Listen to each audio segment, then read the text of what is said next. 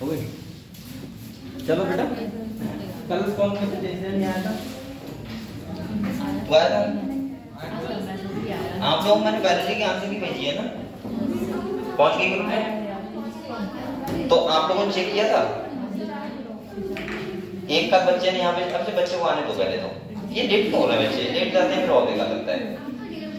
हाँ अब भी लेट हो रहा है, इससे ही लगता है।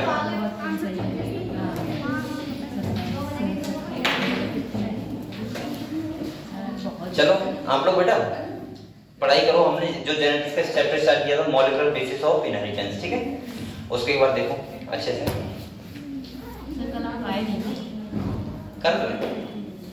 कल मैं थोड़ा सा सो गया था, ठंड बहुत थी। हाँ धूप निकली थी, लेकिन लिहाफ में लेटा था, मैं क्या करूँ बताओ। एक मूवी देख ली मैंने, धड़कन मूवी देखी, धड़कन। ऐसे कह रहा हूँ मैं देखी थी। सच बोल के सब कुछ ये बच्चे लेट होते हैं फिर और बेकार लगता है। अभी देर से कह रहे थे आप बहुत सोते हैं। क्या कह रहे थे? यही बोल रहा मैं ये कह रहे थे आप पूरी रात सोते रहते हैं। मैं पूरे दिन हाँ किल नहीं बोल जाते हैं। बस यहाँ तो कभी जागता हूँ, उनका मतलब ये था। मैं क्या सोता रहता हूँ मैं। बहुत अच्छा गुड।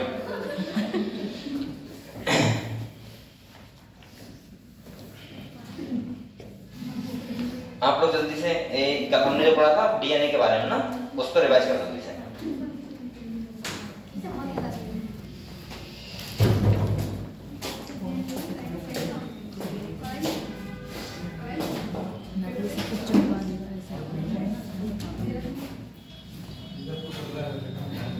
कल अच्छे खासे बच्चे आए थे। कौन आए थे? कितने बच्चे आए थे लोग? कितने बच्चे आए थे कल? ना आप लोग ऐसे बताओ कितने बच्चे आए थे? वैसे काउंट किए थे? 53? कैसी बातें कर रहे हो? सही में 53? मतलब ये क्लास पूरा भर गया था, वो वाला ही भर गया था। तो अब्सेंट कौन था?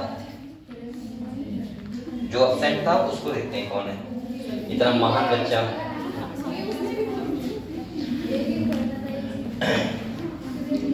ये कल टेस्ट का आज के सो रहे हैं, क्या बात है?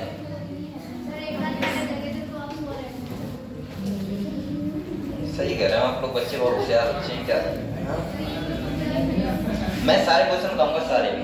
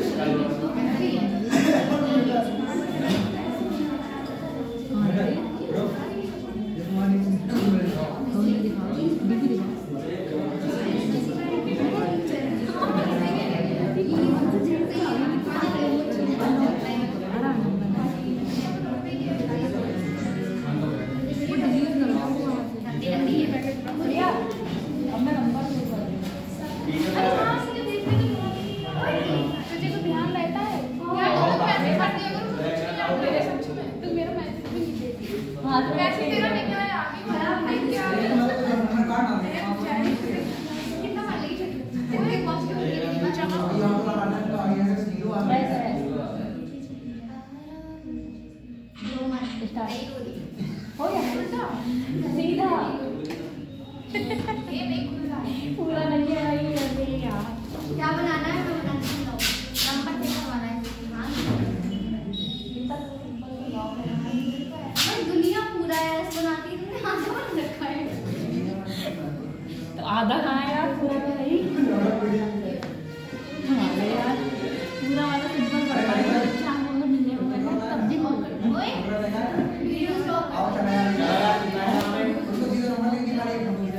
ये आइडिया दे दो कैसे करनी है। आप लोगों ने टेस्ट चेक किया बेटा? कैसे किसने किया? अच्छा बताओ, टेस्ट चेक किसने किया? टेस्ट, हाँ। कितने बजे से यार तुम्हारे?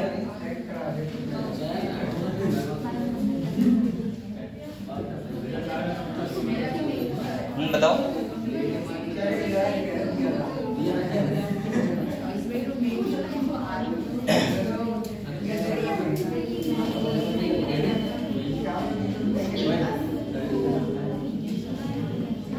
तो हम लोग चैप्टर पढ़ रहे हैं कौन सा है? मॉलिक्यूलर बेसिस ऑफ इनहेरिटेंस, ठीक है।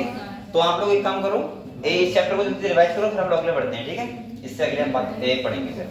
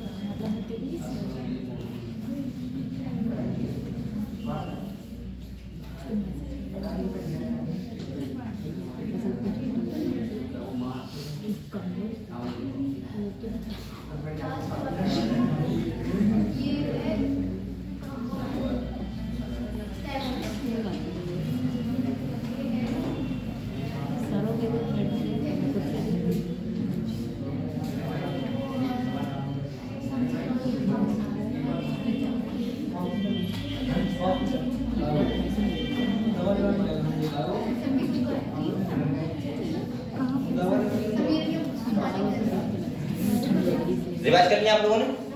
चलो, कल हम लोगों ने डीएनए के बारे में पढ़ा था बेटा, है डीएनए के बारे में। तो देखो मैंने क्या क्या बताया था डीएनए के बारे में। मैंने कहा था डबल स्ट्रैंडेड होता है, नेगेटिवली चार्ज होता है, एसिडिक नेचर होता है, और उसके बाद हमने देखा था कि उसका एक जो न्यूक्लियोटाइड से दूसरे न्यूक्लियोटाइड की डिस्टेंस होती है कितनी होती है? 3.4 एंगस्ट्रॉम, 0.34 नैनोमीटर, ये हमने पढ़ा था। इसके बाद मैंने देखा था एक हेलिक्स की जो होती है, एक हेलिक्स होता है उसका कितना होता है? 34 एंगस्ट्रॉम। और दूसरा हमने देखा था कि अगर हम नैनोमीटर में देखें तो कितना होता है? 3.4 नैनोमीटर, ये हम लोगों ने पढ़ा था, ठीक है। तो ये सब हम लोग पढ़ते हैं, किताब निकालो बेटा।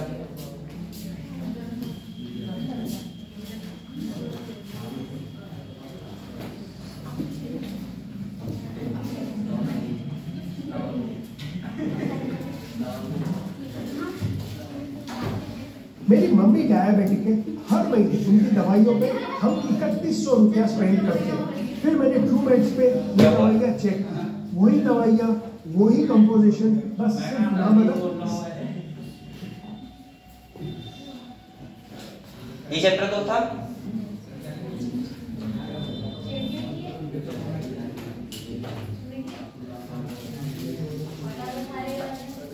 तो आप लोग बताओ बेटा, अगर हम डीएनए की प्रॉपर्टी की बात करें जो हमने कल लिखवाई थी आप लोगों को, सही है, वो सारी प्रॉपर्टी यहाँ पे होंगी। देखो जैसे यहाँ पे देखो साइलेंट फीचर की बात करें, double helix structure of DNA RH follow क्या क्या होते हैं। देखो सबसे पहले मैंने बताया था शुगर फॉस्फेट, बताया था पेंटोस शुगर और फॉस्फेट ग्रुप जो होता है वो क्या होता है, बैकबोन, ठीक है, किसी भी डीएनए की।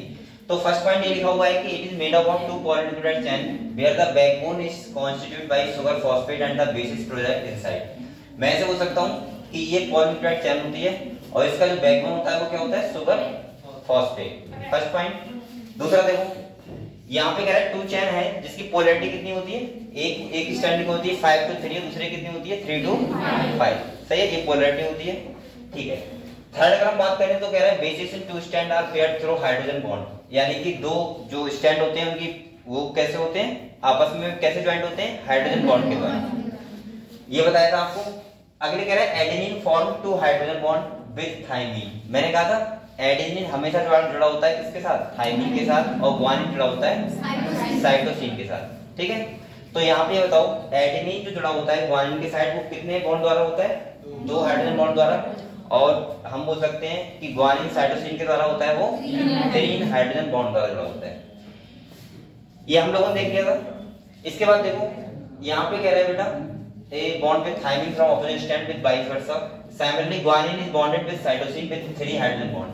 As a result, alkyl and purine comes opposite to pyrimidine. अब आप लोग बताओ प्यूरिन्स के साथ क्या आएगा कॉम्प्लीमेंट्री, pyrimidine आएगा, जैसे एडेनिन के साथ थाइमिन और guanine के साथ साइटोसिन।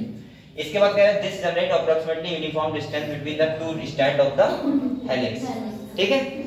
अगले कह रहा है 2 chain of are coiled in right handed fashion. कौन से फैशन में होती है, राइट। मैंने कहा था डीएनए हमेशा ऐसे बना होता है, ऐसे क्यों होता है डीएनए हमेशा इस साइड से। तो मैंने कहा था यहाँ पे कैसा होता है, राइट हैंडेड होता है ना, कैसा होता है, राइट हैंडेड होता है, लेफ्ट हैंडेड नहीं होता है। तो मैं बोल सकता हूँ कि राइट हैंडेड हमेशा फैशन में होता है। इसके बाद देखो एक कह रहा है, दूसरा कह रहा है पिच ऑफ द हेलिक्स कितनी होती है बेटा, 3.4 नैनोमीटर। पिच का मतलब क्या होता है, एक हेलिक्स होता है जिसमें 10 बेस पेयर आते हैं, और एक की डिस्टेंस होती है वो होती है 3.4 नैनो, मतलब मैं बोल सकता हूँ 3.4 एंगस्ट्रॉम में, और अगर नैनोमीटर की बात करें तो कितना होता है 0.34। अगले कह रहा है बेटा एंड देयर आर रफली 10 बेस पेयर होते हैं, कितने होते हैं 10 बेस पेयर। अब यहाँ पे देखो आप लोग ये क्या है, ये डबल स्ट्रैंडेड डीएनए है, ठीक है। यहाँ पे देखो हम बोल सकते हैं कि फॉस्फेट और ये यहाँ पे जैसे देखो ये पेंटोस शुगर हो गया, ये फॉस्फेट ग्रुप हो गया, और ये क्या हो गया एडेनिन। ऐसे ही न्यूक्लियोटाइड लगे रहते हैं, एक ये ऐसे लगे रहते हैं, और बीच में आप लोगों को मैंने बॉन्ड बताए थे। देखो यहाँ पे आप लोग बताओ कौन सा बॉन्ड होगा, हाइड्रोजन बॉन्ड। इसके बाद ये वाला कौन सा होगा, ग्लाइकोसिडिक बॉन्ड। कौन सा होगा, सही है। और ये वाला होगा फॉस्फो ईस्टर बॉन्ड, और 2 न्यूक्लियोटाइड के बीच कौन सा होता है, फॉस्फो डाइस्टर बॉन्ड, ठीक है, ये तो होते हैं, सही है। और ग्वानिन साइटोसिन के बीच में होता है ट्रिपल हाइड्रोजन बॉन्ड, और एडेनिन थाइमिन के बीच होता है डबल हाइड्रोजन बॉन्ड, ठीक है। तो ये तुम्हारा सारा पॉलीन्यूक्लियोटाइड चेन है, ऐसे न्यूक्लियोटाइड लगे रहते हैं। तो मैं ऐसे बोल सकता हूँ नंबर ऑफ न्यूक्लियोटाइड डायरेक्टली होता है लेंथ ऑफ डीएनए। क्लियर है इतना, ठीक। अगले देखो ये तो हम लोगों ने पढ़ लिया था। ये देखो डीएनए है, यहाँ पे राइट हैंडेड फैशन में ये बेस पेयर है, एडेनिन के साथ थाइमिन और गुआनिन के साथ साइटोसिन, ठीक है। यहाँ पे कह रहे हैं the plane of the one base pair stack over the other in double helix this in addition to hydrogen bond, ठीक है। इनके बीच क्या होता है, हाइड्रोजन बॉन्ड होता है।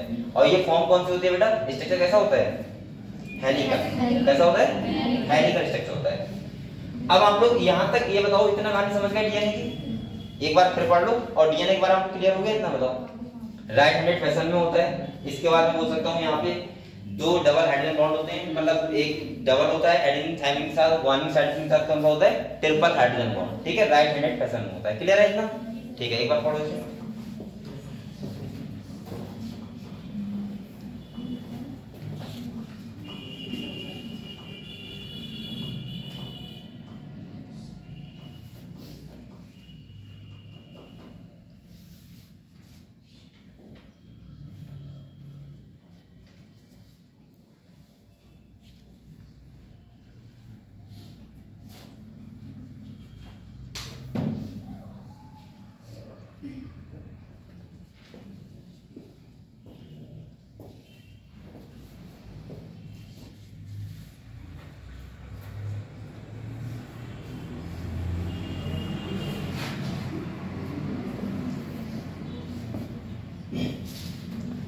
अब देखो बेटा, यहाँ पे हम लोगों को पढ़ना क्या था, पहले वो समझते हैं, ठीक है।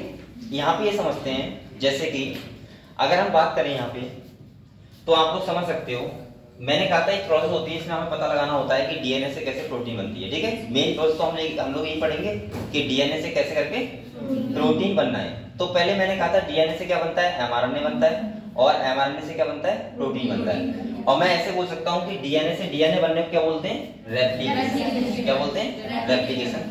तो यहाँ पे देखो, इस प्रोसेस को बोलते हैं सेंट्रल डोग्मा। एक बार नीट में खाली ये पूछा था बस, इसकी ये पूछा था रेप्लिकेशन, ट्रांसक्रिप्शन और ट्रांसलेशन आपको बताना है। तो देखो यहाँ देखो, अगर डीएनए से डीएनए बनना है उसको क्या बोलना है, रेप्लिकेशन। डीएनए से एमआरएनए तो क्या बोलते हैं, और एमआरएनए से प्रोटीन तो ट्रांसलेशन। सही है। और इस प्रोसेस को बोलते हैं पूरे सेंट्रल डोग्मा। समझ गए आप लोग। तो यहाँ पे मैं ऐसे बोल सकता हूँ कि सेंट्रल डोग्मा का मतलब होता है डीएनए से डीएनए। अच्छा ये बताओ, रेप्लिकेशन कहाँ पे होता है, न्यूक्लियस में। कहाँ होता है, ये न्यूक्लियस में होता है। ये ट्रांसक्रिप्शन जो होता है, आपको बताइए कहाँ पे होगा, बताओ। ये भी न्यूक्लियस में होगा, यूकैरियोटिक सेल में। तो ये भी कहाँ होता है, न्यूक्लियस में। और ट्रांसलेशन जो होता है वो होता है साइटोप्लाज्म। समझ गए। इसका मतलब ये है डीएनए से डीएनए बनना। अब आप लोग बताओ ये कब बनता है, कौन से फेज में बनता है सेल साइकिल के, एस फेज।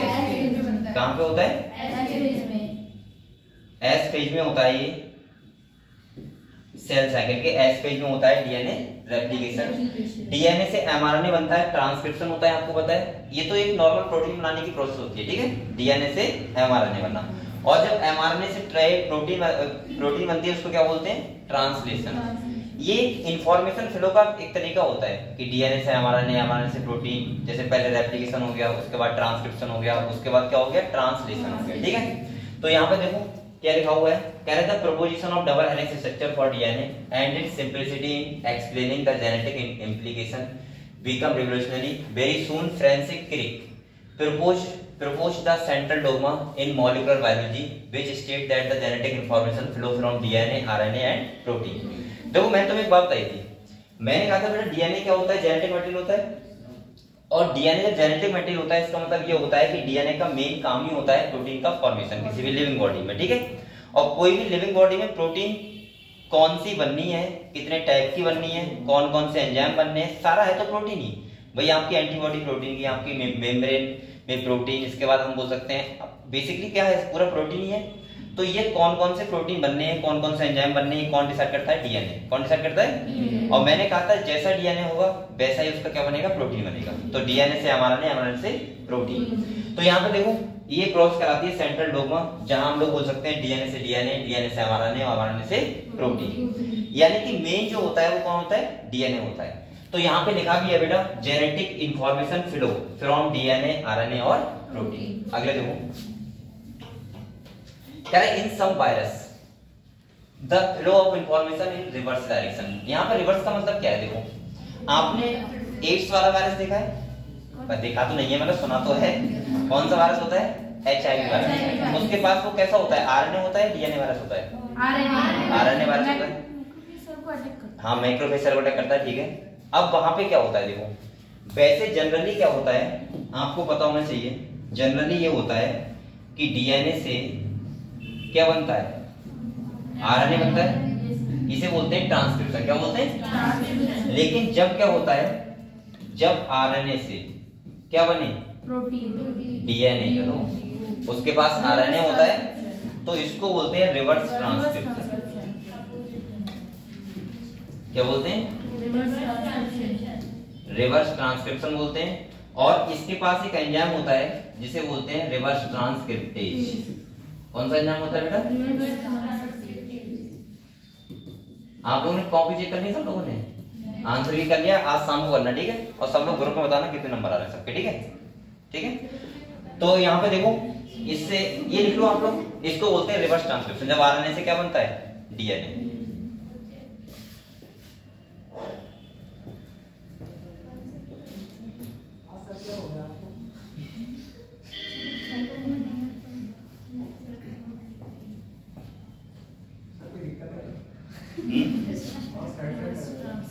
अरे नहीं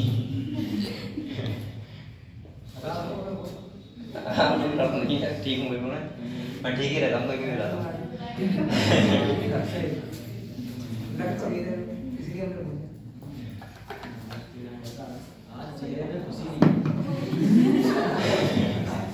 कैसे हंसूं बताओ, और कैसे हंसूं बेटा? हंस तो रहा हूँ, लगातार हंस रहा हूँ।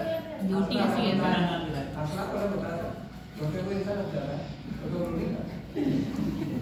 देखिए रिवर्स ट्रांसक्रिप्शन में क्या होता है, मैं बोल सकता हूँ डीएनए से जब आरएनए से क्या बनता है, डीएनए बनता है।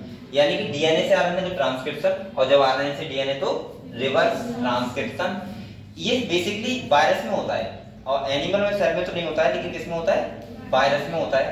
और मैं ऐसे बोल सकता हूँ वायरस में क्या होता है, जैसे आपने देखा होगा एचआईवी वायरस जो होता है, जब वो मैक्रोफेज सेल को अटैक करता है, सही है, तो वहां पे आपको बताया आरएनए वायरस होता है वो, और आरएनए से क्या बनता है, डीएनए। क्या बनता है, डीएनए बनाता है, और डीएनए को अपने डीएनए को हमारे डीएनए से क्या करता है, कनेक्ट करता है, सही है। इसीलिए हमारे जो न्यूक्लियस को बोलते हैं आरएनए, बाद में आरएनए फैक्ट्री, ये तो बोलते हैं, क्योंकि ट्रांसक्रिप्शन होता है लगातार, उसके आरएनए बनते रहते हैं। तो मैं ऐसे बोल सकता हूँ कि यहाँ पे वो क्या करता है, रिवर्स ट्रांसक्रिप्शन करता है। क्या करता है, रिवर्स ट्रांसक्रिप्शन करता है, ठीक है। अगले बेटा हम लोग बात करते हैं किसकी, पैकेजिंग ऑफ डीएनए हेलिक्स। किसकी बात करते हैं, पैकेजिंग ऑफ डीएनए हेलिक्स। अच्छा ये क्या है पैकेजिंग ऑफ डीएनए हेलिक्स, तो समझते हैं, ठीक है। तो यहाँ पे देखो आप लोग पता है डीएनए का जो लेंथ होता है वो कितना होता है बेटा, 2.2 मीटर होता है, और ये जो न्यूक्लियस का साइज होता है वो होता है 10⁻⁻6 मीटर, ये न्यूक्लियस साइज होता है। अब भाई छोटे से न्यूक्लियस में अगर मुझे डीएनए को पैक करना है, पैकिंग का मतलब क्या होता है, आप लोग जनरली बैग में कपड़े रखो वैसे, और एक रखो प्रेस करके, ज्यादा आएंगे ना। तो पैकेजिंग का मतलब होता है कि डीएनए जो होता है वो प्रोटीन के साथ रैप्ड होता है। कैसा होता है, रैप्ड, और रैप्ड जो होता है उसी को बोलते हैं पैकेजिंग। क्या बोलते हैं, पैकेजिंग। तो हम ऐसे बोल सकते हैं कि जो डीएनए का पैकेजिंग होता है वो प्रोकैरियोटिक सेल में अलग टाइप से होता है, यूकैरियोटिक सेल में, क्योंकि आपको पता है यूकैरियोटिक सेल के पास न्यूक्लियस होता है और प्रोकैरियोटिक सेल के पास न्यूक्लियस नहीं होता है। आपको ये भी पता होगा जहां पे डीएनए प्रेजेंट होता है प्रोकैरियोटिक सेल में, उसको बोलते हैं न्यूक्लियोइड। क्या बोलते हैं, न्यूक्लियोइड बोलते हैं, ठीक है। तो हम लोग यहाँ समझते हैं कि क्या क्या होता है, मैं आप लोगों को बता दे रहा हूँ क्या क्या होता है। बेसिकली देखो यहाँ पे बेटा क्या होता है, जो प्रोटीन होती है प्रोटीन, उसके 4 टाइप के मॉलिक्यूल, एक प्रोटीन होती है इसे बोलते हैं हिस्टोन प्रोटीन। क्या बोलते हैं, हिस्टोन प्रोटीन। तो मैं यहाँ समझा दे रहा हूँ आप लोगों को।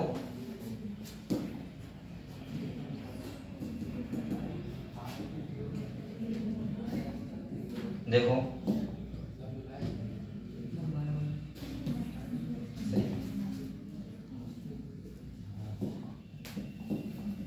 यहाँ पे एक पैकेजिंग की अगर हम बात करें, दिख रहा है आप लोगों को,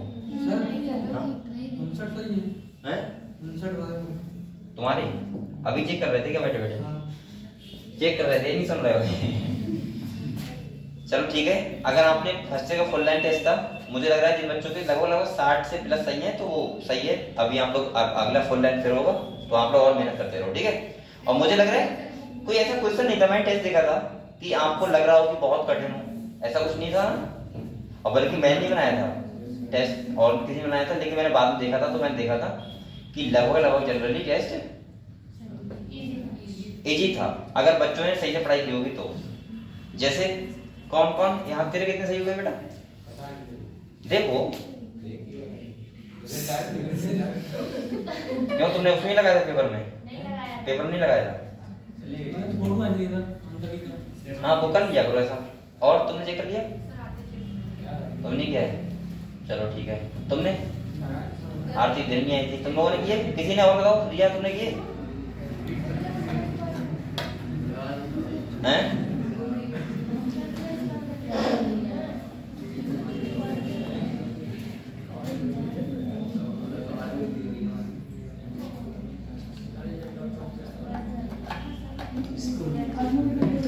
चलो पढ़े, अब कॉपी चेक करने लगे बेटा, कॉपी चेक हो गई, अब सही है, अच्छी बात है। तुम्हारे नंबर आए थे, सब लोग ग्रुप में बताना मुझे शाम को चेक कर करके, ठीक है। और आप लोग नेगेटिव में बताना कितने सही है वो बताना बस मुझे, क्योंकि मुझे सही से मतलब है आपने कितने सही किए, ठीक है। अच्छा यहाँ पे और कौन बच्चे जो टेस्ट नहीं आए, आरती नहीं आई थी, और कौन था यहाँ पे जो वहाँ पे बैठे हैं, और सभी आए थे, तो काफी अच्छे आए थे। गलत समझ लो, तुम लोग नहीं आए थे, तुम लोग क्या नहीं आए थे?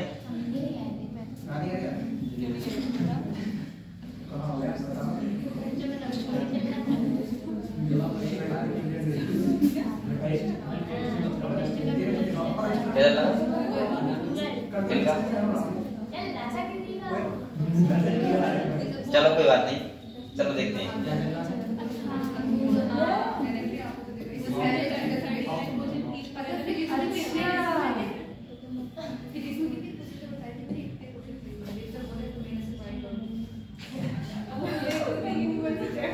बेटा यहाँ देखो, ये बातें मत करो आप लोग।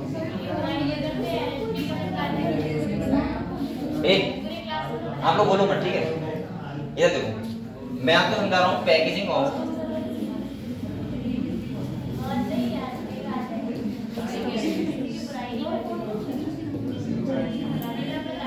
अरे समझ लो, ये इम्पोर्टेंट टॉपिक है, समझ लो। लड़ाई कर रहे हैं। पैकेजिंग ऑफ डीएनए, ठीक है? यहाँ देखते हैं बेटा, सबसे पहले समझो आप लोग। अरे बोलो मत बेटा। यहाँ पे प्रोटीन होती है, इसे बोलते हैं हिस्टोन प्रोटीन। क्या बोलते हैं? हिस्टोन प्रोटीन बोलते हैं, ठीक है? इसके 4 मॉलिक्यूल होते हैं। कितने होते हैं? ये 4 टाइप के होते हैं मॉलिक्यूल, 4 टाइप के होते हैं। मैं लिख दे रहा हूँ यहाँ पे 4 टाइप।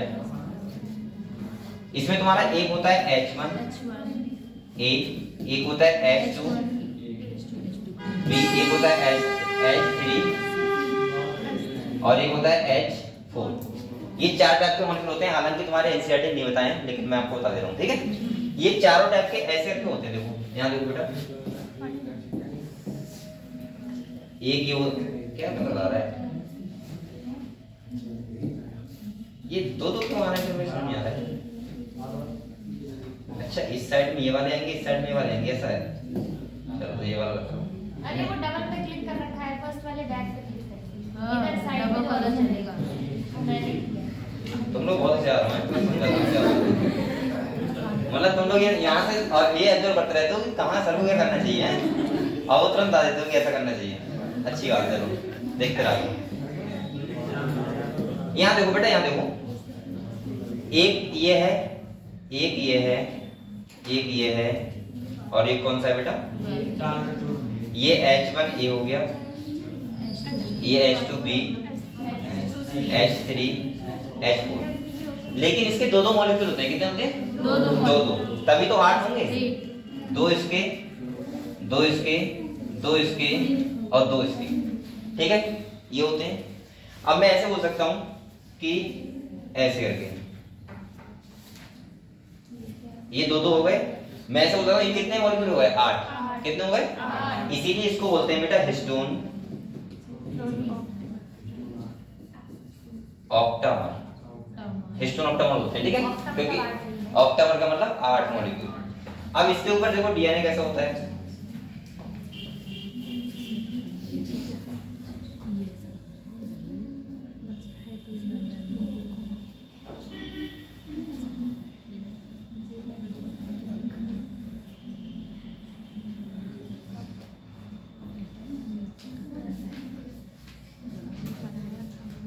सही है?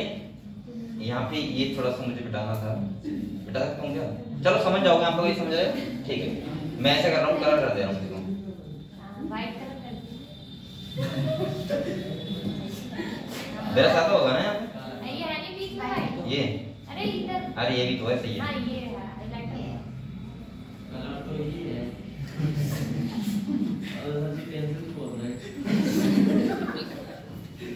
तुम लोग होशियार हो बहुत हैं।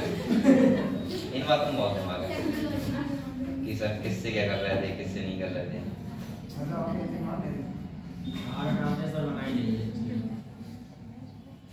ठीक है सर।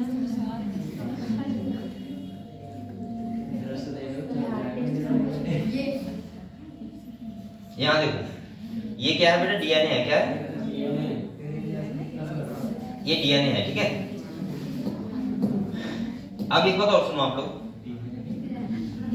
यहाँ से बहुत सारे क्वेश्चन बनते हैं, मैं आपको बता दे रहा हूँ सारे। यहाँ पे एक ऐसे का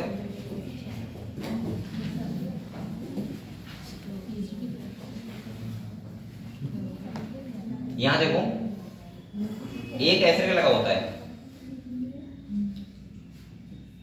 ऐसे ऐसे, और इसे बोलते हैं बेटा H1। क्या बोलते हैं? H1। अब आप लोग यहाँ से क्वेश्चन सुनो कितने टाइप के बनते हैं, सही है? और इस पूरे ब्रश को बोलते हैं, इस पूरे को बोलते हैं न्यूक्लियोसोम। क्या बोलते हैं? न्यूक्लियोसोम। ये बात समझे आप लोग? ये समझे? अब देखो यहाँ पे अब एक चीज समझो आप लोग, यहाँ पे समझते हैं।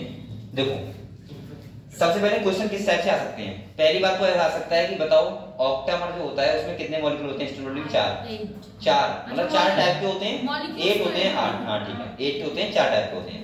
दूसरा ये क्वेश्चन आता है कि बताओ ऑक्टामर में कौन से टाइप का प्रोटीन मॉलिक्यूल इन्वॉल्व नहीं होता है? तो होता है H1 टाइप का।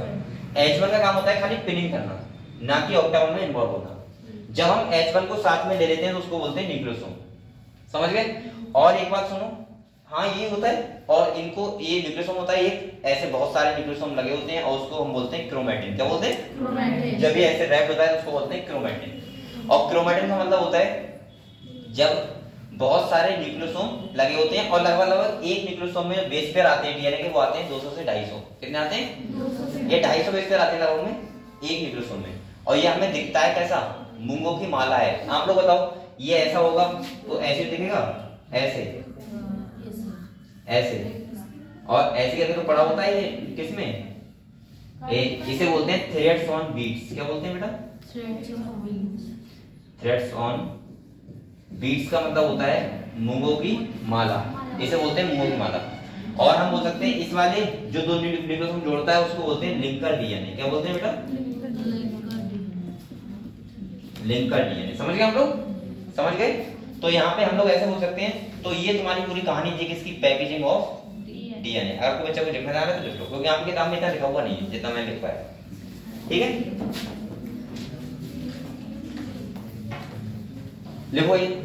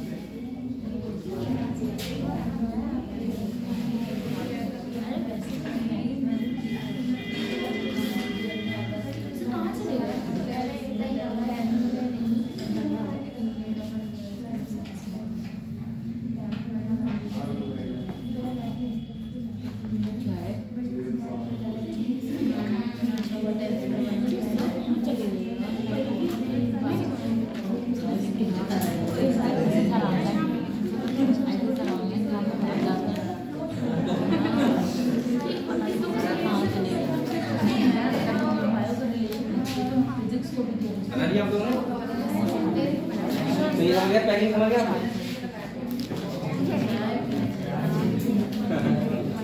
तो बेटा यही था तुम्हारा डीएनए पैकेजिंग, ठीक है। और उसमें कुछ ऐसा नहीं है जो आपको बताया जाए। डीएनए पैकेजिंग क्लियर हुआ? ठीक ठीक। आगे देखो, हटा दूंगे, लिख लिया आप लोगों ने? ठीक।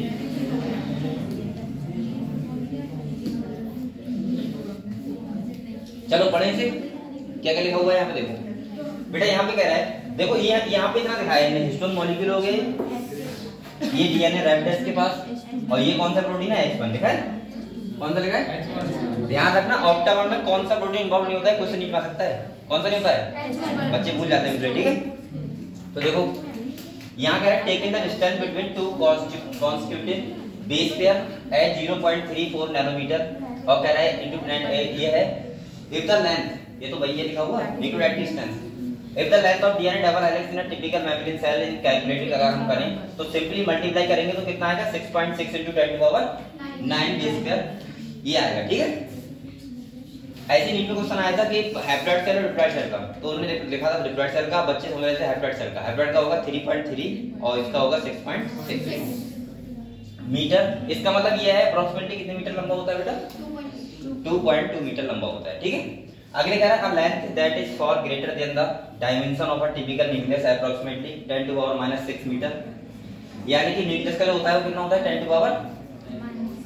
अब समझो 2.2 मीटर लेंथ कोई चीज हो, 2 मीटर कितना हो गया, अच्छा खासा लंबा हो गया। और आप लोगों ने एक बात और सुनी होगी, हमें छोटे में टीचर ये बता देते हैं कि तुम्हारे अंदर इतना डीएनए है कि सूरज के चक्कर लगाओगे चले जाओगे। हम सोचते थे पता नहीं ऐसा क्या है हमारे अंदर। मैं आज तक यही चक्कर में रहा था, आज तक नहीं मतलब 10th तक रहा था कि ऐसा हमारी बॉडी में क्या है भाई जो सूरज चक्कर लगाओगे इतना लंबा, लेकिन उन्होंने क्लियर कभी नहीं किया कि है क्या, उन्होंने डीएनए बता दिया।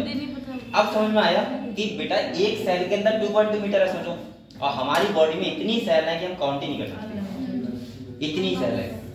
तो भाई बोल सकते हो ये बात कि सूरज क्या तुम पूरे ब्रह्मांड चक्कर लगाओगे तब भी डीएनए खत्म नहीं होगा, क्योंकि हमारी बॉडी में सेल ही इतनी है, तो फिर हम काउंट ही नहीं कर सकते, सेल काउंट नहीं कर सकते सोचो, तो फिर हम ये कैसे कर लेंगे, लेंथ तो कैसे कर लेंगे,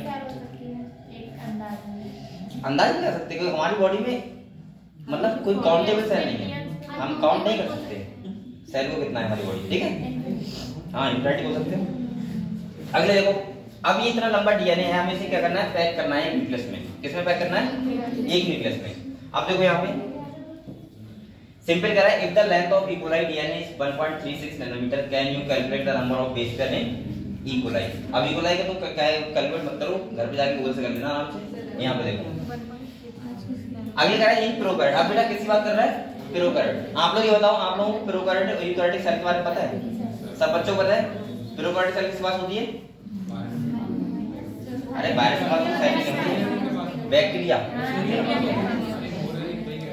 बेसिकली आप लोग ये बोल दिया करो बैक्टीरिया होते हैं, प्रोकैरियोटिक बकाया सब यूकैरियोटिक होते हैं। क्योंकि ये एक बार बताओ, हम लोग मोनेरा में जो किंगडम मोनेरा है, सही है, उसमें हम किसे पढ़ते हैं, बैक्टीरिया को पढ़ते हैं, समझ गए आप लोग, ठीक है। तो यहाँ पे देखो कह रहा है in prokaryote such as E coli though they do not have a defined nucleus the DNA is not scattered throughout the cell. अब डीएनए ऐसा नहीं पूरी सेल में बिखरा हुआ पड़ा है, ऐसा नहीं है। तो यहाँ पे कह रहा है डीएनए बीइंग नेगेटिवली चार्ज होता है, और प्रोटीन कैसे होती है, पॉजिटिवली चार्ज। कैसे होती है, पॉजिटिवली चार्ज होती है in a reason term as nucleoid, और इसको हम लोग क्या बोलते हैं, न्यूक्लियोइड बोलते हैं। क्या बोलते हैं, मैंने कहा था जहां पे डीएनए होता है मतलब प्रोकैरियोटिक सेल में, उस जगह को बोलते हैं न्यूक्लियोइड, वहां पे न्यूक्लियस एक्सटेंड होता है। तो अब ऐसा नहीं कि न्यूक्लियस एक्सटेंड तो पूरे सेल में डीएनए होगा, ऐसा तो नहीं होगा ना, एक लोकेशन पे होगा और उस जगह को बोलते हैं न्यूक्लियोइड। कह रहा था DNA in nucleoid is organised in large loop held by protein, और कौन सी प्रोटीन बेटा, हिस्टोन प्रोटीन, ठीक है। तो आप लोग बताओ, जब अपोजिट चार्ज होते हैं नेगेटिव और पॉजिटिव, तो आपस में क्या करते हैं, अट्रैक्ट करते हैं, और जब सेम चार्ज होते हैं तो रिपेल करते हैं। तो इसका मतलब जो प्रोटीन है वो कैसे चार्ज है, पॉजिटिव, और डीएनए कैसा है, नेगेटिवली, और नेगेटिवली और पॉजिटिव चार्ज क्या करेंगे, अट्रैक्ट करेंगे, ठीक है। यहाँ पे आगे देखो कह रहा है in eukaryotes this organisation is much more complex, there is a set of positively charge basic protein called histone, a protein acquired charge depending upon the abundance of amino acid, residue with charge side chain histone are rich in the basic amino acid, नाम underline करो बेटा, lysine और arginine. ये भी question बीच में आ सकता है, ध्यान रखना। वो पूछेगा बताओ हिस्टोन प्रोटीन होती है कौन से, किस अमीनो एसिड की रिच होती है, तो कौन सा होता है, लाइसिन, और पूरे चांस होते हैं नीट में आने के क्वेश्चन, ठीक है। ए असरा है नीट में आएगा क्वेश्चन, देख लीजिए। तो ऐसे कुछ क्वेश्चन होते हैं नीट में पूरे चांस होते हैं आने के, वो हर साल आ सकते हैं, एक साल नहीं हर साल आ सकते हैं ऐसे। अगले देखो कह रहा है both the amino acid residue carry positive charge in their side chain. अब ये क्या बनाते हैं, पॉजिटिव चार्ज एसिड देते हैं। कह रहा है histone are organised to form a unit of 8 molecule, यहाँ पे लिखा है 8 मॉलिक्यूल, लेकिन नाम नहीं लिखे, ठीक है, 8 मॉलिक्यूल लिखा है, और उसी को बोलते हैं क्या, हिस्टोन ऑक्टामर। जो हमने देखा कि 4 मॉलिक्यूल मिलके कितना बना रहे हैं, 8 टाइप की प्रोटीन बना रहे हैं, ठीक है।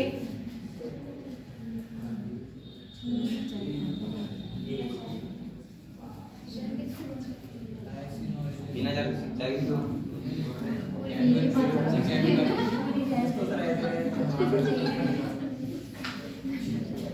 अगले देखो, अगले देखें तो देखो आगे कह रहा है negatively charge DNA is wrapped around the positively charge histone octamer to form a structure called nucleosome.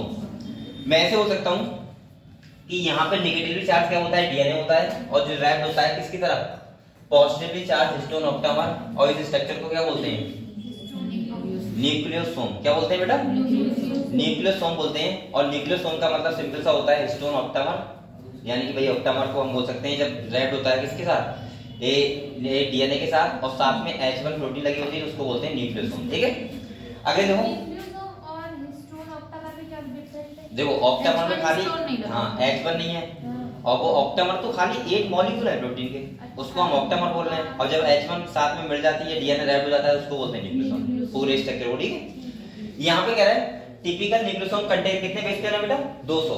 ये भी आपको अंडरलाइन करो, इंपॉर्टेंट है। यहाँ से बहुत सारे क्वेश्चन बन जाते हैं। ठीक है,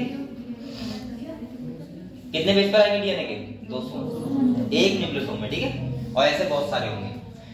अगले कह रहा है बेटा nucleosome constitute the repeating unit of a structure in nucleus called chromatin. क्या बोलते हैं इसको, क्रोमैटिन बोलते हैं। और कह रहा है threads like stain body seen nucleus the nucleosome in chromatin are seen as beads on string. कैसा बोल रहा है, बीड्स ऑन स्ट्रिंग का मतलब होता है मूंगों की माला। किसकी तरह होता है, मूंगे की माला। अरे मूंग होते नहीं है, अरे कोई पहना है मोती की माला, सॉरी बीड्स का मतलब तो मोती होगा, मूंग पता नहीं मैं क्या बोल रहा था। मोती क्या होते हैं, आप पहने कोई, ये माला नहीं है। अरे है तो वैसे भी मोती तो है ना उसमें, मैं मोती दिखा रही हूँ, माला का ये पता नहीं मुझे कब बोला है, क्या होता है भाई, तो पूछ रहे हैं। अरे वो शायद ठीक है मान लो, ठीक है ठीक है ठीक है ठीक है मान लो, आप जो मानो वो मान लो। फिलहाल मैं ये कह रहा हूँ सोने की माला नहीं है, मोती की माला है बस। हाँ सर समझ गया, बीड्स का मतलब तो मोती होता है। जो ऐसे होता है, देखो यहाँ पे देखो, जो ऐसे ऐसे करके होता है, अरे ऐसे मोती ऐसी अगर माला होगी तो उसको बोलेंगे मोती की माला। ठीक है, ठीक है, कंप्लीट कर हो गया। हाँ बैठ जाओ कोई बात नहीं, बैठ जाओ इतना क्यों शर्मा रहे हो। अरे कब्जा कर लिया भाई आरती के पास बैठेगा, दिक्कत हो जाएगी क्या? हाँ तो फिर ठीक है, अगले देखो। तो यहाँ पे ये कह रहा है बीड्स और string structure when view under electron microscope. और जब आप देखोगे इलेक्ट्रॉन माइक्रोस्कोप के अंडर में, तो आपको कैसा दिखेगा, बीड्स और स्ट्रिंग, मतलब मूंगों की माला की तरह। ठीक है, अरे मूंगों फिर मैं बोल रहा हूँ। हाँ ठीक है कोई बात नहीं, होता है ऐसा। लेकिन वो ठीक कह रहा है, ये होता है।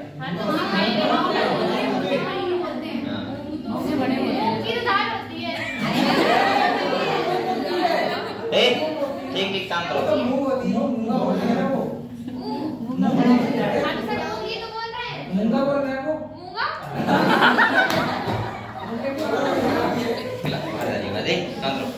अगले देखो बेटा, अरे ठीक है बेटा शांत रहो, ठीक है, तुम लोगों से बात करवा दो। ये देखो, तो हमने अभी तक क्या पढ़ा, ये सुनो, बोलो बता।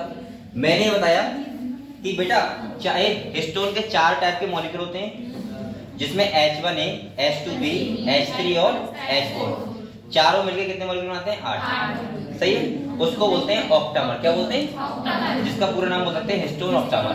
सही है, ये पॉजिटिवली चार्ज होता है, डीएनए नेगेटिवली चार्ज होता है। ये रैप्ड होता है सर के, और मैं बोल सकता हूँ कि एक बार, और जो उसको पिनिंग करता है वो कौन करता है, H1, जो ऑक्टामर में इन्वॉल्व नहीं होता है।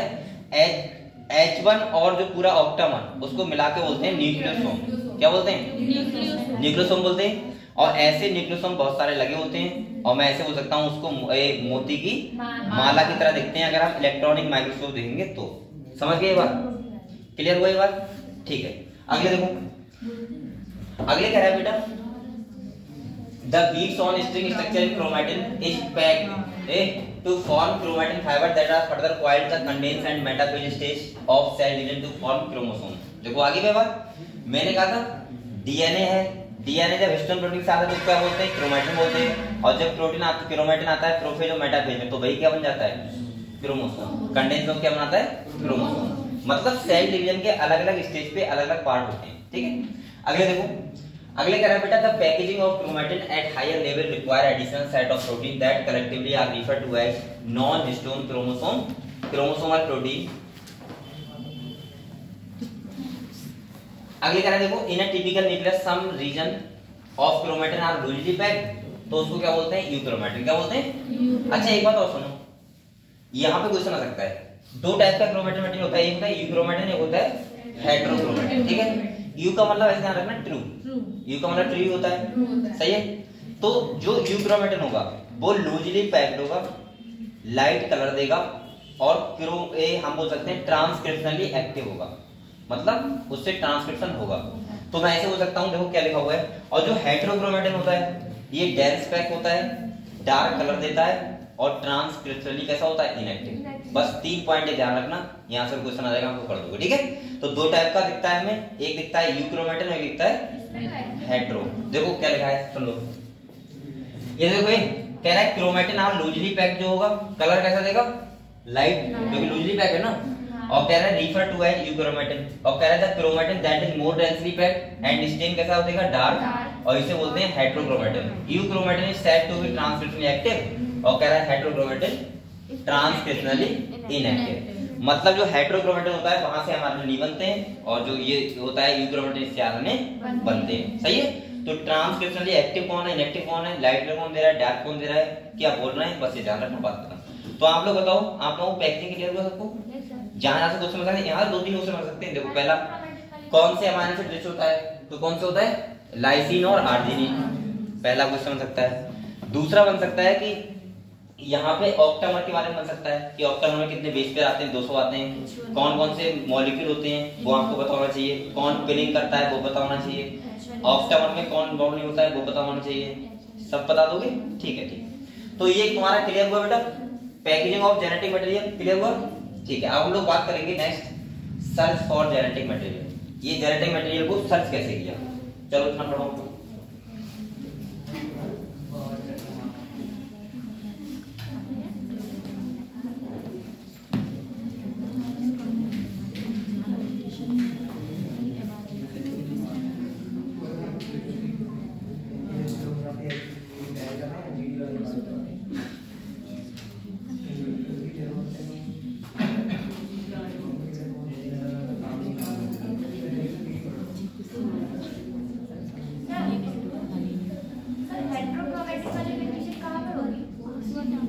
देखो हमारा जो डीएनए होता है उसमें बहुत सारे रीजन ऐसे होते हैं जहाँ पे एमआरएनए नहीं बनता है। ऐसा नहीं बता सकते कहाँ पे होती है, आप लोग को समझ नहीं पता है कहाँ पे होती है।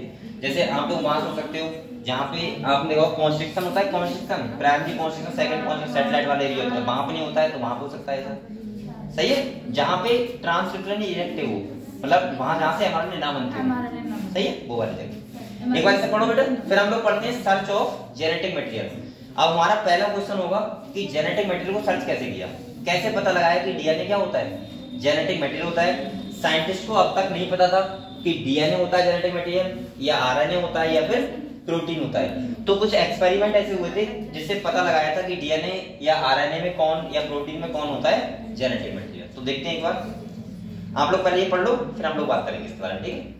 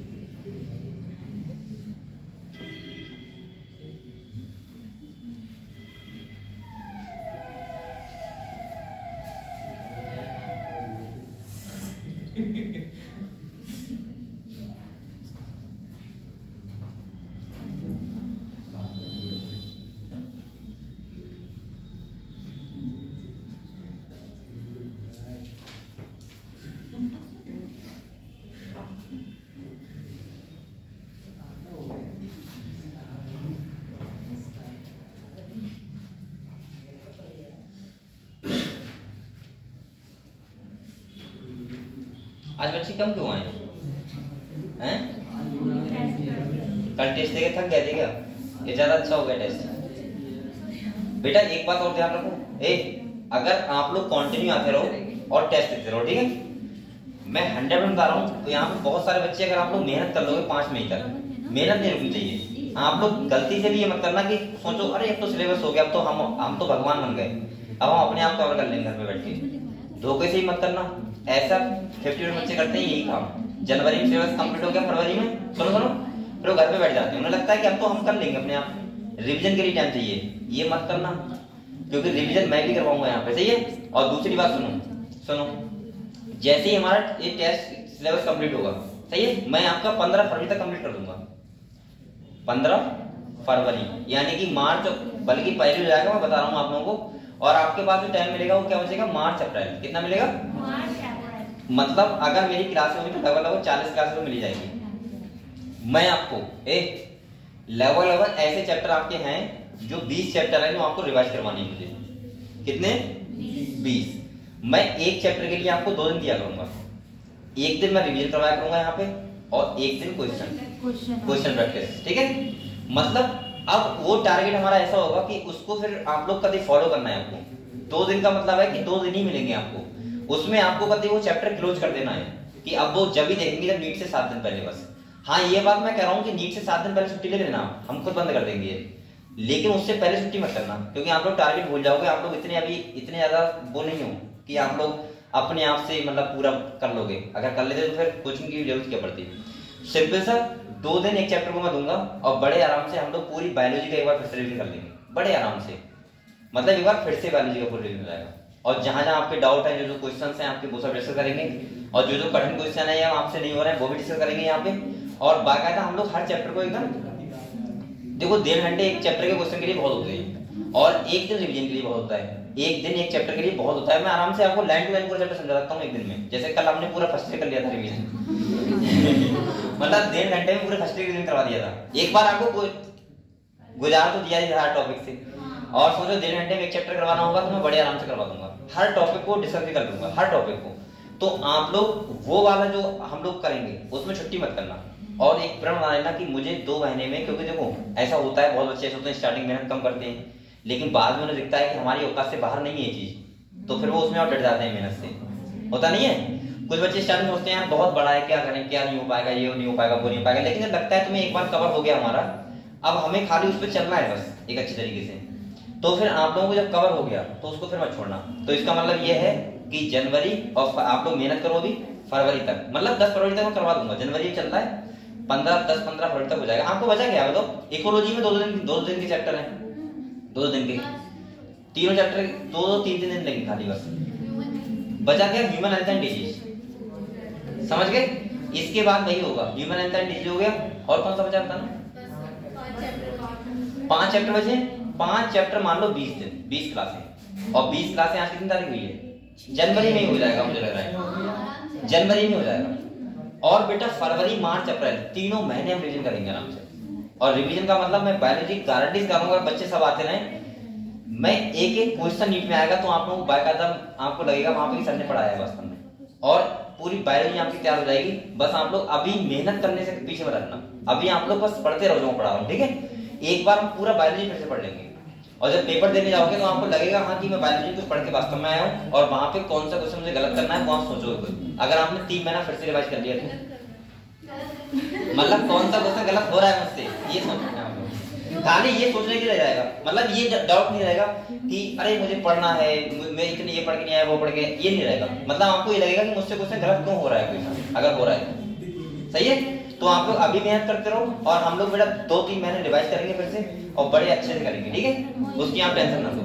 चलो तो हम लोग यहाँ देखते हैं सर्च फॉर जेनेटिक मटेरियल, क्या देखते हैं, सर्च फॉर जेनेटिक मटेरियल। अब हम लोग बातें मतलब थोड़ी देर, ठीक है। साइंटिस्ट थे अब ये पता लगाना चाह रहे थे कि जो जेनेटिक मटेरियल होता है उसको हम लोग कैसे करके सर्च करेंगे, ठीक है। सर्च कैसे कर सकते हैं जेनेटिक मटेरियल को, कैसे पता लगाएं कि जेनेटिक मटेरियल डीएनए होता है या आरएनए होता है या फिर प्रोटीन होता है। तो साइंटिस्ट क्या कर रहे थे, देखो सबसे पहले यहाँ पे लिखा है, देखो पहले देख लेते हैं हम लोग क्या लिखा है। कह रहा है even through the discovery of nuclein by mixture and the proposition और principle of inheritance by Mendel were almost at the same time, but that the DNA act as a genetic material look long to be discovered and prove. इसे क्या करना था, prove करना था कि DNA ही होता है जेनेटिक मटेरियल, ठीक है। क्योंकि देखो कहने से कुछ नहीं होता है, आपको प्रूव करना पड़ेगा।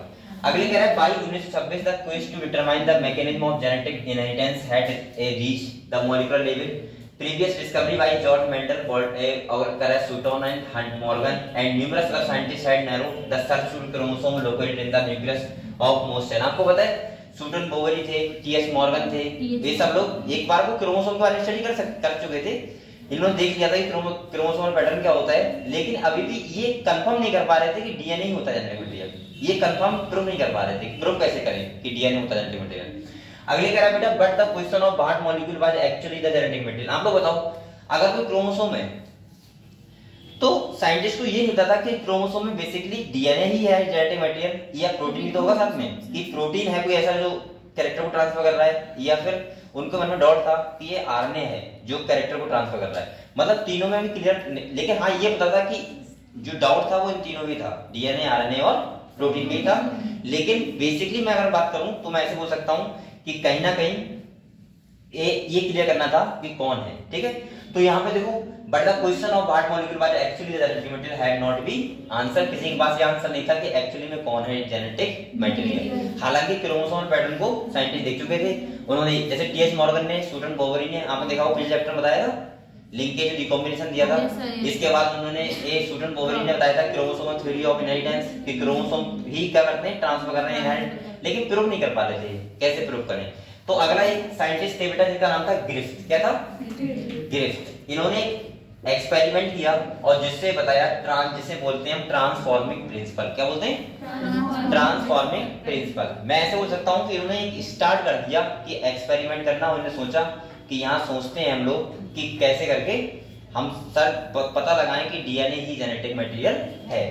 तो देखो इन्होंने क्या किया, आपको बताया बेसिकली एक्सपेरिमेंट में चूहे भी बनाया जाता है, वो सही उस पे एक्सपेरिमेंट ज्यादा करते हैं चूहे, वही 90% चूहे भी किया हम लोगों ने। तो यहाँ पे इन्होंने चूहा लिया, ठीक है, माइस। चलो ठीक है, माइस ले लिया, कोई दिक्कत नहीं। आप लोग चूहे होगा तो पाला करो ठीक घर में, क्योंकि 100 मिलियन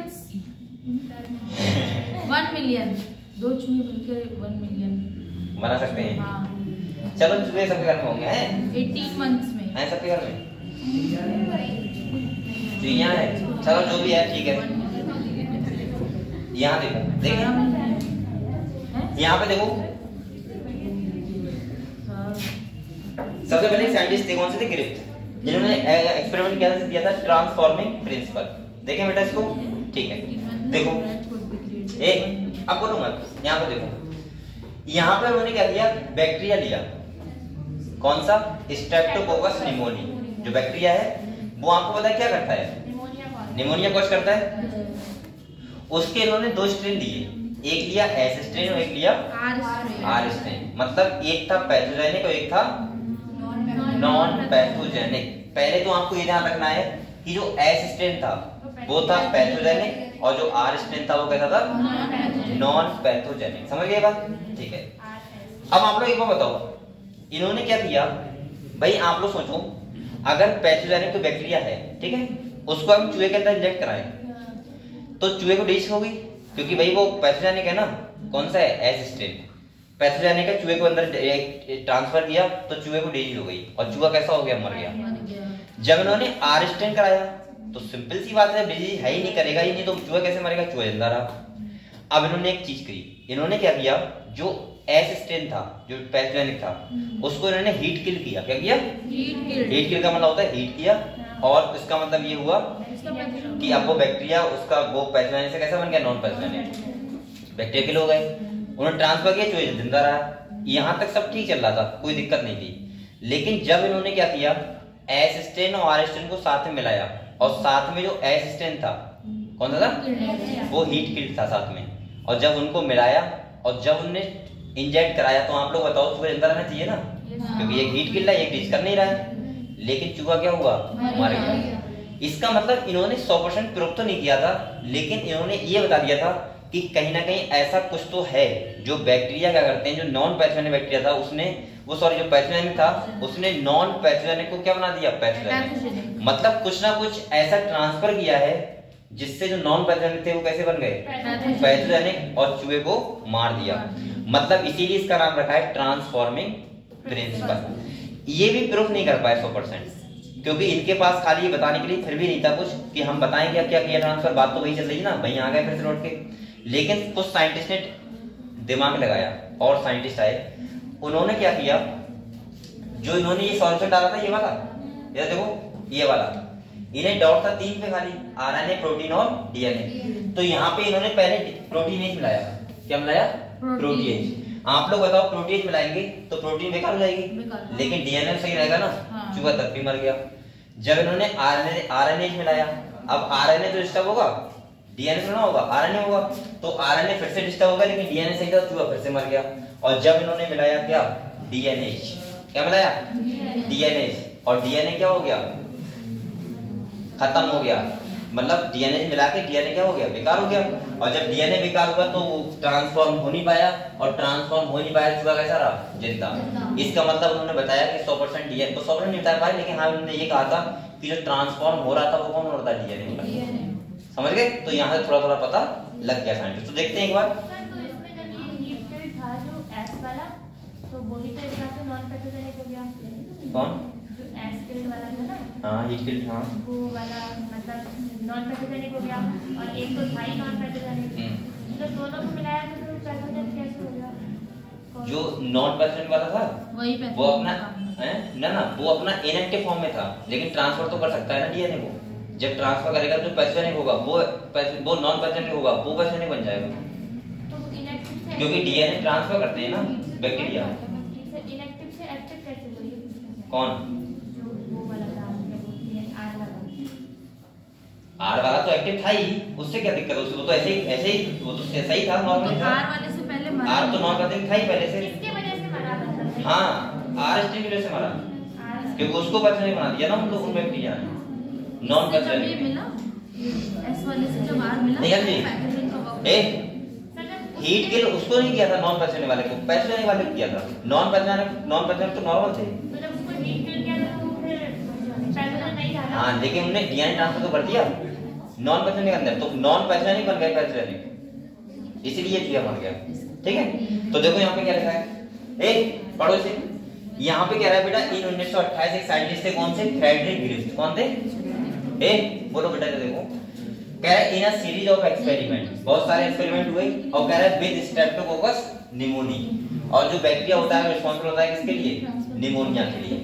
कह रहा है ए बोलो मत बोल रहे आप लोग। अगले कह रहा है विटनेस्ड ऑफ क्या लिखा है? miraculous transformation in the bacteria during the course of experiment and living organism bacteria had changed in physical form. कह रहा है then streptococcus pneumococcal बैक्टीरिया होता है are grow on a cultural plate, तो कह रहा है some produce smooth shiny colony, और बाहर अदर कैसे करते हैं? Rough colony. एक कैसे होते हैं? स्मूथ होते हैं, कैसे होते हैं? रफ। स्मूथ वाले को एसिस्टेंट और रफ वाले को आरस्टेंट।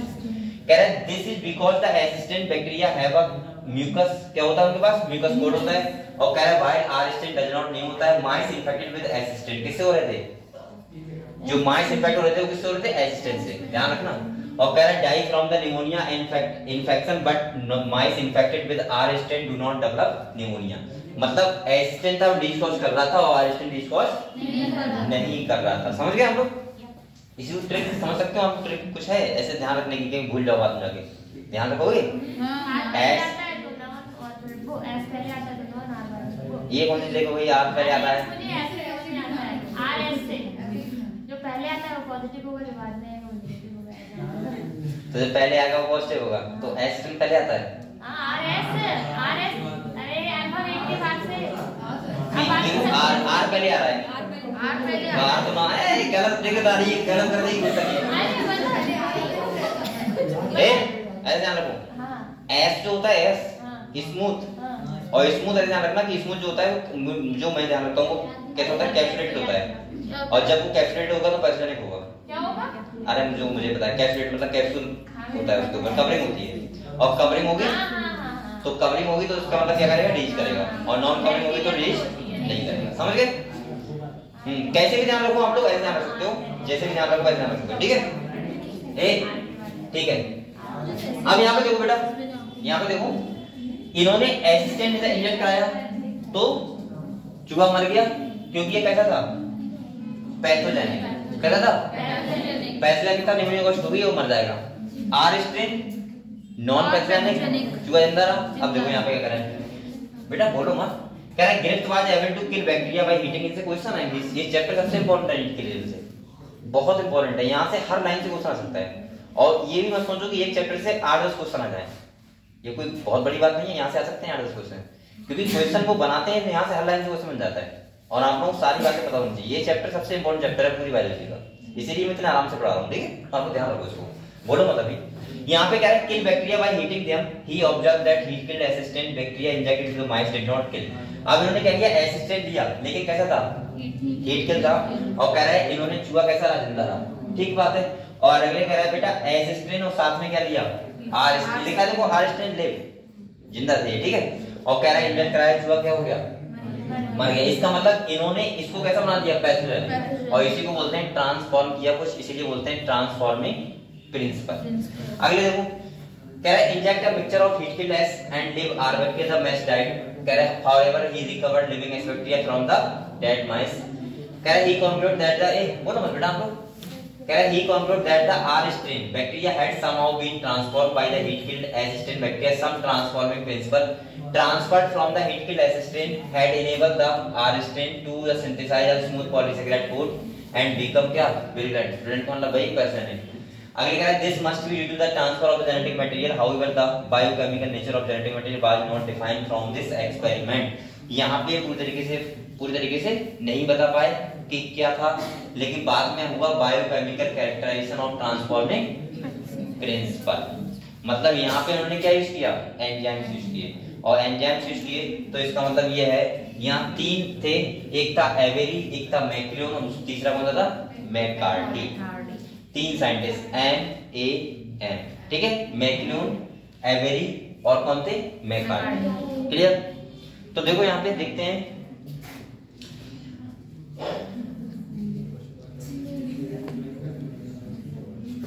पढ़ो इसे, चलो पहला पढ़ो, बताएंगे बोलो टाइम हो गया, जल्दी हो गया।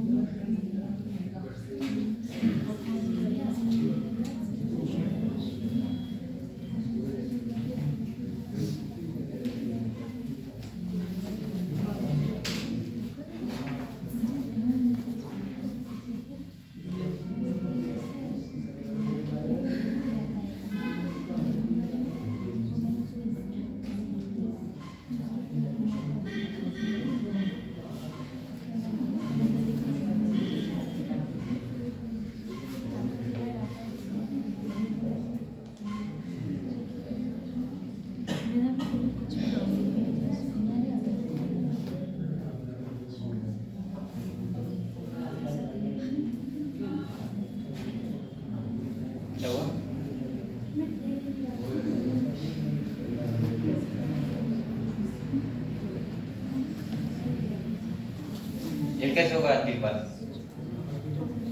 हॉस्पिटल क्या हुआ? अच्छा, अब आज शाम को सब लोग जाके टेस्ट चेक करना एक बार, सही है? और ये देखना कौन कौन से क्वेश्चन करा तुमने, सही है? उसके बाद जो अभी शनिवार आएगा उसको मैं पूरा टेस्ट का, या शनिवार नहीं किसी दिन करवा दूंगा, कल करवा दूंगा। अगले टेस्ट में अब फुल आएगा, बस जब भी होगा फुल आएगा, आप लोग इतना तैयार रहो। हाँ संडे होगा, हाँ हर संडे होगा और फुल लेंथ आएगा। अब इसका मतलब नहीं है कि कौन सा होगा कौन सा नहीं होगा, ठीक है? अरे तो आपको तो फायदा है बेटा। हाँ, और एक बार मैं बार बार बोल रहा हूँ, आप पूरा फर्स्ट ईयर। अब आप लोग मत पूछो मुझसे कि कौन चैप्टर आएगा क्या आएगा, मैं कुछ भी दे दूँ फर्स्ट ईयर से, बस आप लोग इतना तैयार रहो, सही है? हाँ, अगर ये बात सही है, अगर फैमिली से क्वेश्चन आ रहा है कोई भी, सुनो भाई सुनो, अगर फैमिली से क्वेश्चन आ रहा है, फैमिली हो गई या फिर एक ना जो मैंने नहीं कराया अभी, तो उसको अगर मुझे ये पता लगा कि हाँ आ रहे हैं, तो मैं यहाँ आके आपको पर्सनली उन क्वेश्चन के या तो मैं दूसरे क्वेश्चन लिखवाऊंगा या फिर मैं उनके कॉमन नंबर दिलवा दूंगा आपको, ठीक है? वो टेंशन मत लो। लेकिन एक का क्वेश्चन होगा तो आप लोग उसे फेच करना, ठीक है? अगर 8-10 क्वेश्चन आ रहे हैं तो फिर मैं उसको सीधे करवाऊंगा, ठीक है? और बकाया बेटा आप लोग ऐसे तैयार करो, फर्स्ट ईयर का ग्रुप कंप्लीट। इधर देखो ये, इसके बाद 20 दिन बाद 15-20 दिन बाद 12th पूरा हो जाएगा। उसके बाद में फिर 3-4 टेस्ट लूंगा पूरे 12th के, और उसके बाद ओवरऑल कहीं से भी कोई क्वेश्चन आए आप लोग करना है, और हम लोग साथ में क्या करेंगे, रिवीजन। सही है? एक बार जेनेटिक्स का अलग कीजिएगा सर, केवल नहीं पहले यूनिट वाइज, पहले यूनिट वाइज कराऊंगा जैसे फर्स्ट ईयर करवाया, और उसके बाद कर रहे हैं। सही है? तो जैसे पहले जेनेटिक्स का हो गया, रिप्रोडक्शन हो गया, बायोटेक्नोलॉजी हो गई, ऐसा करके हम लोग ले लेंगे। फिर उसके बाद ओवरऑल पूरा पढ़ो, और हम लोग कर रहे होंगे उस टाइम रिवीजन। सही है? 2 दिन में एक चैप्टर, 2 दिन में एक चैप्टर ऐसे, और लगातार आप लोग कंप्लीट हो जाएगा बेटा पूरा बायोलॉजी। आप लोग टेंशन ना लो, ठीक है? बस मेहनत करते रहो अच्छे से। और हम ये भी देखेंगे कि नीट में आप लोग कितने, कौन बच्चे ऐसा है। देखो मैं आपसे बार बार कह रहा हूँ, जैसे कल आपको टेस्ट देने आए हम लोग, मैं गारंटी से बता रहा हूँ बिल्कुल नीट का पेपर ऐसे ही होगा बायोलॉजी का, ना तो इससे ज्यादा कठिन होगा ना इससे सरल होगा। कल जैसे आपने क्वेश्चन किए होंगे, आप लोग बताओ कि आपको ऐसा क्वेश्चन लगाओ कि अरे ये तो पता नहीं क्या आ गया, नहीं लगा होगा। अगर गलत हुआ होगा तो आपकी गलती से हुआ होगा कि आप लोग पढ़ के नहीं आए होगे या आपने सही से पढ़ा नहीं होगा। आप बोल रहे हैं, कौन बोल रहा है? शांत रहो। और मैं आपसे क्या कह रहा हूँ, अगर आपने ये फर्स्ट ईयर के 3-4 टेस्ट 4-5 ऐसे दे दिए, कब तक रट जाएगा फर्स्ट ईयर।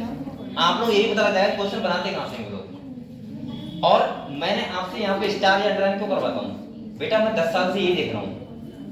मतलब मैं 2014-2015 से नीट का पेपर देख रहा हूँ, 2015 से, और आज कितनी चल रही है 2025, लगभग 10 साल हो गए। आप लोगों ने तो अभी आप लोग 10 टेस्ट दोगे, 10 टेस्ट दोगे तो आपको अनुमान लग जाएगा कि क्वेश्चन कहां से आ सकते हैं, क्योंकि वो क्वेश्चन ऐसे बनाते हैं ना जहां बन सकते हैं। और सोचो जब मैंने 10 साल यही किया है, टेस्ट देना, लेना, पेपर देना, पेपर के आंसर की देखना, तो मुझे लगभग पूरा पता लग गया कि टेस्ट कहां से आता है, पेपर कहां से आता है। मैं आपको टॉपिक तक लिखवा दूंगा। दूसरा क्या है, लेकिन आप लोग मेहनत करते रहो बस। खाली मेहनत का मतलब है कि बेटा देखो मेहनत तो आपको करनी होगी, वो मैं साथ में नहीं जाऊंगा आपके, लेकिन हाँ मैं गाइड कर सकता हूँ कैसे आपको तैयारी करनी है। और बेसिकली हम लोग ये भी करेंगे, 2-2 दिन का एक चैप्टर लेके उठा के, और मैं आपको वैसे भी रिवाइज करवाऊंगा पूरा, ठीक है? आप लोग टेस्ट देते रहो और बहुत अच्छे से मेहनत से पढ़ाई करते रहो, जिससे आप लोगों को ये ना लगे कि कोई भी डाउट आपका रह जाए। जब हम लोग रिवाइज करेंगे तो एक बार फिर से देखेंगे कि आपके डाउट कहाँ पे हैं। कहीं ऐसी जगह होंगी बहुत जगह आप लोग मार्क करते हैं ना कि कहाँ पे आपके ज्यादा डाउट है, जो आप लोग अभी तक चीजें क्लियर नहीं हुई है, तो वो आपकी तैयार करवाएंगे। और उसके बाद हम लोग कहते कंप्लीट होकर आप लोग नीट पेपर देने जाना बायोलॉजी का, ठीक है? बिल्कुल कंप्लीट होके, बस आप लोग वहाँ 100% देना है। और मैं बार बार कह रहा हूँ, अभी भी आप लोग जब पेपर हो 5 मई को, 7 मई को, बेटा 7 को 4 को होगा, आप लोग 3 मई तक एकदम कभी मेहनत से पढ़ते रहो। एक भी दिन में मत सोचना कि हम भगवान बन गए। भगवान आप किस दिन बनोगे, जिस नीट में मुझे रिजल्ट दिखाओगे कि अब आप हाँ मान लूंगा भगवान बन गया, ठीक है? जिसके नंबर आ गए 360 में 360 तो हाँ मान लूंगा ठीक हो तुम। इसीलिए मैं कह रहा हूँ कि बार बार आप लोग बहुत अच्छे से मेहनत करो, और जब तक सिलेक्शन नहीं होता तब तक मेहनत करो। ऐसा नहीं कि इस साल मैंने मेहनत की, अगले साल कम मेहनत की तो कम नंबर भी आ जाएंगे, ध्यान रखना। क्वांटिटी मेहनत करना है आपको, सही है? तो बकाया हम लोग ये टॉपिक कल पढ़ेंगे, 3 ये तो होगा 1.5 से, हाँ 3, ठीक है? तो आप लोग कल पढ़ेंगे और आप लोग मेहनत करते रहो, ठीक है? आज सब लोग कॉपी चेक करना कि कौन कहाँ पे किसने गलती की है, वो देखते हैं, ठीक है?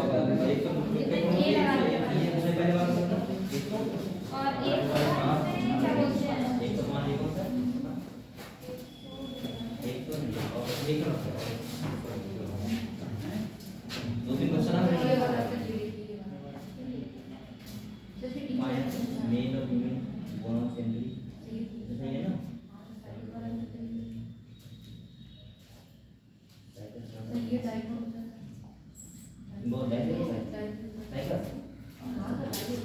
तो इसका ये वाला है ये वाला है पूरी तरह से ये है और ऑप्शन में ऑप्शनल बॉल ये दोनों बता रहा है ऐसे कैसे हो सकता है 3 क्वेश्चन ना और भी ऐसे और बताओ मुझे सब देख के बताओ हमने सही नहीं है ऐसा ये जितने हैं भाई वैसे कर देना बोल रहा है और मैं एक वहां जाकर कर दूंगा ठीक है बहुत कुछ करना हमने सही किया और हम जब मिला रहे तो गलत हो गया